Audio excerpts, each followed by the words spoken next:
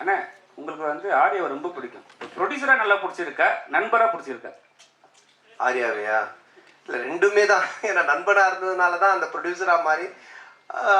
ரெண்டு பேருமே வந்துட்டு என்ன சொல்கிறது, ப்ரொடியூசராக இருக்கும்போது சில நேரத்தில் சண்டை வரும், நண்பனாக இருக்கும்போது சண்டை வராது. அடிக்கடி கோச்சிப்பான்.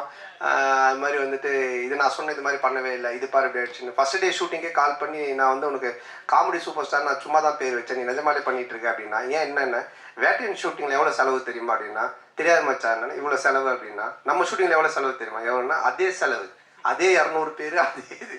நான் உனக்கு காமெடி சூப்பர் ஸ்டார் பேர் வச்சா சூப்பர் ஸ்டாருக்கு இவ்வளோ நீ செலவு பண்ணுவியா அப்படின்னு சொல்லி கோச்சிக்கிட்டான். அப்போ நான் சொன்னேன், இல்லை மச்சான் இது மாதிரி திட்டம் தேவைப்படுது அப்படின்னு. ஸோ அதுக்கப்புறமா ரொம்ப சண்டை ஆயிடுச்சு. டக்குன்னு என்ன பண்ணுவேன்னா, ஒரு 2 நாள் ஈஷாக்கு போயிடுவேன். உடனே ஃபோன் அடிப்பான், அங்கே அடிச்சிட்டு இல்லை சத்குருட்ட காசு வாங்கி கொடு அப்படின்வான். ஏய் அவருக்கு எப்பறம் காசு வாங்கி தர முடியும், நீ அங்கே தானே போகிற, எனக்கு காசு வாங்கி கொடுத்துட்டு போ, அவர் பேர் போட்டு ப்ரொடியூசர் அப்படின்வான். சரி மச்சான் வந்து.